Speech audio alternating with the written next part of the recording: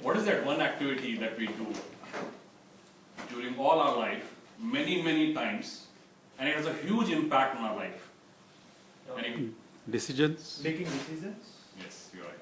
Let me rephrase this question.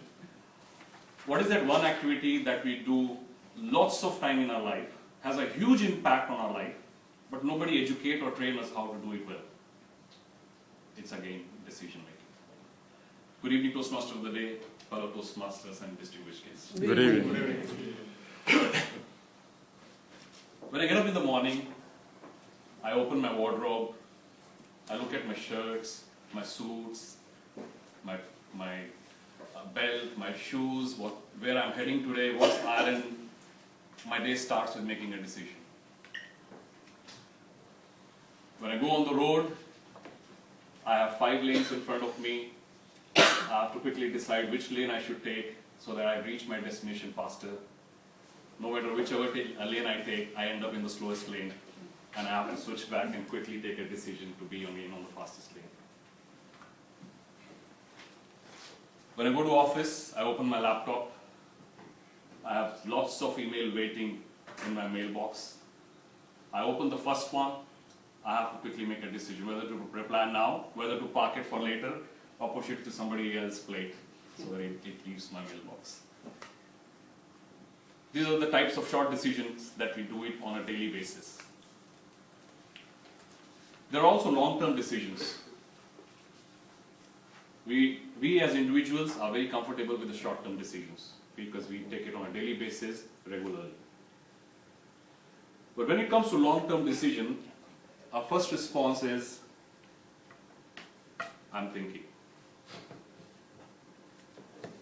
Our second response, when we are asking, what about your long-term decision? Our second response generally is, I'm thinking.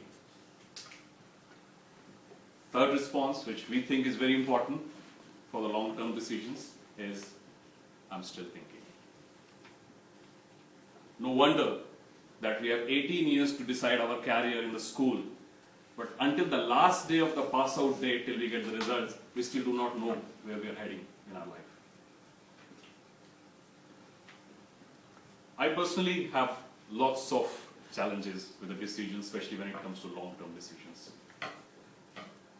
I personally take short-term decision faster because that's critical, it's urgent, I have to take it. But when it comes to long-term decision, I can easily park it, think about it later, until that becomes the short-term decision.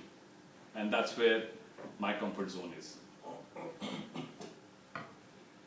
I did some research on this topic, and I wanted to speak on this topic.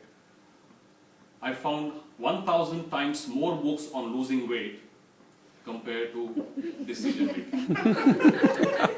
I wonder whether losing weight could be a strong decision and then followed by reading a book. I really wonder. Primarily, there are 3 parts I wanted to discuss with you about decision making, and I hope I'll be able to change your perspective about making decisions after this 5 minutes of talk. Part 1 is our role in making a decision. Decision making is no different than driving a car. You have a driver who decides the speed of the car, the destination that he's taking you to, how he's going to drive the car.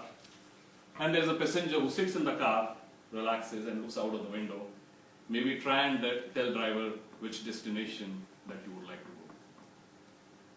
This can be easily related with the management in your organization, which could be in the driver's seat, whereas you are getting affected by their decisions as a passenger. This could also be related with the government or the administration in your city, who takes the decision as a driver, and you in turn get affected by those decisions. While I was researching this topic, I was thinking that all of us would like to be a driver. But on the contrary, I found out that we prefer to remain as passengers.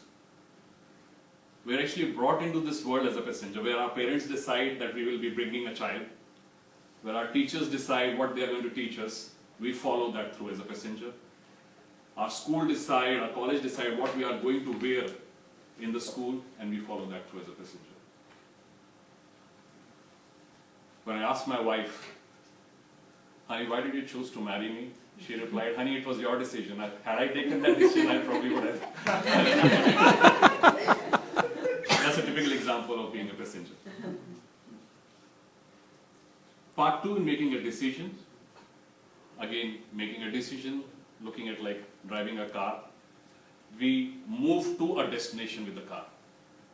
Not only that, we actually move away from the location where we were at. So there is a source, there is a destination. When we drive a car, we move away from something and we go towards something. But unlike driving a car, when we make decision, we generally make decision based on what we want to go away from. For example, you might be in a job that you are really frustrated. You might make a decision that I want to quit this job, not exactly knowing where actually you are heading. You might end up in a worse situation. Many people migrate from their host country, leaving their executive jobs. They will be delivering burger and pizzas in those other countries. But because the decision that they are making is the going away decision. And there are a third type of people who are always in the journey. They are going from the source to a destination and then just passing time and thinking in terms of whether they will take a decision someday or not. Just to conclude, I wanted to give you some suggestions. When you're making a decision, first identify you're making a short-term decision or a long-term decision. Always choose long-term decision. Second, when you're making a decision, you have to decide whether you're making a decision as a driver or you're making a decision as a passenger. As a passenger, you don't have much choices.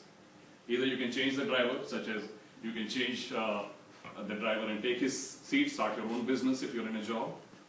Change the car, change your company, go to another organization, or read some good book on how to be happy in difficult circumstances.